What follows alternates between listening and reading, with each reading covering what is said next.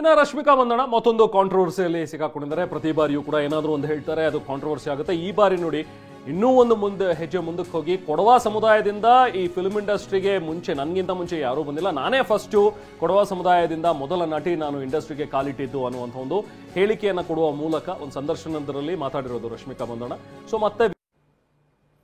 ಇದು ರಶ್ಮಿಕಾ ಮಂದಣ್ಣ ಅವರು ಇಂಟರ್ವ್ಯೂಲಿ ಹೇಳಿರುವಂತಹ ಮಾತು. ಇದು ಈಗ ವಿವಾದಕ್ಕೆ ಕಾರಣವಾಗಿದೆ. ಯಾಕಂದ್ರೆ ಕೊಡವ ಸಮುದಾಯದಿಂದ ಈ ಮುಂಚೆನೂ ಈಗ ಪ್ರೇಮ ಅವರಾಗಿರ್ಬೋದು, ಡೈಸಿ ಬೋಪಣ್ಣ ಅವರಾಗಿರ್ಬೋದು, ನಿಧಿ ಸುಬ್ಬಯ್ಯ ಅವರಾಗಿರ್ಬೋದು, ಇತ್ತೀಚೆಗೆ ಈಗ ಹರ್ಷಿಕಾ ಪುಣಚೆ ಅವರಾಗಿರ್ಬೋದು, ಇದು ಸಾಕಷ್ಟು ಜನ ನಟರು ಎಲ್ಲರೂ ಕೂಡ ಬಂದಿರುವಂಥದ್ದನ್ನ ನಾವು ನೋಡ್ತೀವಿ. ಅಶ್ವಿನಿ ನಾಚಪ್ಪ ಅವರು ತೆಲುಗು ತಮಿಳಲ್ಲಿ ಅಂತ ಅಷ್ಟೊಂದು ಸಿನಿಮಾಗಳಲ್ಲಿ ನಟಿಸಿದಂಥವ್ರು.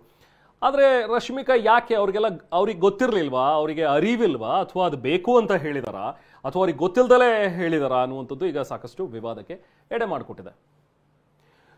ಡಾಟಿ ಪೂವಯ್ಯ ಅವರು ಕೂಡ ಈ ವಿಚಾರಕ್ಕೆ ಸಂಬಂಧಪಟ್ಟಂತೆ ಮಾತಾಡಿದ್ದಾರೆ. ಕೊಡವ ಸಾಹಿತ್ಯ ಅಕಾಡೆಮಿಯ ಮಾಜಿ ಅಧ್ಯಕ್ಷರು ಡಾಟಿ ಪೂವಯ್ಯ ಅವರು. ಅವ್ರು ಏನು ಹೇಳ್ತಾರೆ ಕೇಳೋಣ.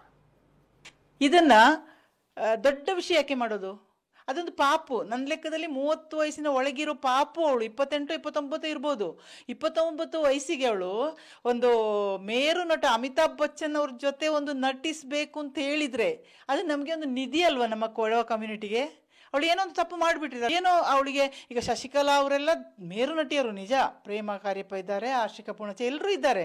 ಆದರೆ ಅವರೆಲ್ಲ ಇವಳು ಈ ನಮ್ಮ ರಶ್ಮಿಕಾ ಒಂದು 16, 17 ವಯಸ್ಸಿನಲ್ಲಿ 15 ವಯಸ್ಸಿನಲ್ಲೇ ಕೊಡಗು ಬಿಟ್ಟಿದ್ದಾಳೆ ಅಂತ ಇರ್ಬೋದು. ಅಂದರೆ ಯಾವಾಗಲೂ ಶೂಟಿಂಗ್ ಅದು ಇದು ಅಂತ ಇರುವಾಗ ಇದಕ್ಕೆ ಅವಳಿಗೆ ಅರಿವಿಕೆಯ ಕೊರತೆನೂ ಇರ್ಬೋದು. ತಪ್ಪು ಅದು. ಆದರೆ ಅದನ್ನು ತುಂಬ ದೊಡ್ಡ ವಿಷಯ ಮಾಡಿ ಅದನ್ನು ಜಾಲಾಡಿಸುವಷ್ಟು ದೊಡ್ಡದಲ್ಲ. ನಮಗೀಗ ನೋಡಿ ಏನಿದ್ರು ಈಗ field marshal Cariappa, general Thimayya, ನಡಿಕೇರಿಯಿಂದ ಚಿಣ್ಣಪ್ಪ, ಹರದಾಸ್ ಅಪ್ಪನೇರೊಂಡ ಅಪ್ಪಚ್ಚ ಕವಿ, ಇವರೆಲ್ಲ ನಮ್ಮ ಸ್ವತ್ತು. ಅವರು ನಮಗೆ ಏನು ಕೊಟ್ಟಿರ್ಲಿಕ್ಕಿಲ್ಲ. ಕೊಡವರು ಅಂತ ಹೇಳುವಾಗ ನಮಗೊಂದು ಹೆಮ್ಮೆ ಅಲ್ವಾ? ಹಾಗಿರುವಾಗ ಈ ಪಾಪು ಸಿನಿಮಾದಲ್ಲಿ ಬೆಳೆಯೋದು ಸುಲಭ ಏನಲ್ಲ. ಅಷ್ಟು ದೊಡ್ಡ ಮಟ್ಟಕ್ಕೆ ತಲುಪಿದ್ದಾಳೆ ಅಂತ ಹೇಳಿದಾಗ ಅವಳೊಂದು 20 ಸೆಕೆಂಡ್ನ ವಿಡಿಯೋದಲ್ಲಿ ಏನೋ ಹೇಳ್ಬಿಟ್ಟಿದ್ದಾಳೆ ಅಂತ ಹೇಳಿದರೆ ಅದನ್ನು ಯಾಕೆ ಇಷ್ಟೊಂದು ಗಬ್ಬು ಮಾಡ್ತೀರಾ? ಬೇಡ, ಬಿಟ್ಬಿಡಿ, ಆ ಮಗುನ ಬೆಳೆಸುವ. ಆಗ ಚಿಕ್ಕ ತಪ್ಪನ್ನೇ ದೊಡ್ಡದು ಮಾಡೋದಕ್ಕಿಂತ ಅವ್ರನ್ನ ತಿದ್ದಿ ಸರಿದಾರಿಗೆ ತರಬೇಕು ಅಂತ ಹೇಳೋದು ನನ್ನ ಅಭಿಪ್ರಾಯ. ಈಗ ನಮ್ಮ ಸಿನಿಮಾ ಇಂಡಸ್ಟ್ರಿಯಲ್ಲಿ ಒಂದು ಆ ಮಟ್ಟಕ್ಕೆ ಒಂದು ಹೆಸರು ಮಾಡ್ತಾ ಇರೋ ನಟಿ ಈಗ ಸದ್ಯಕ್ಕೆ ಅಂತ ಹೇಳಿದ್ರೆ ರಶ್ಮಿಕಾ.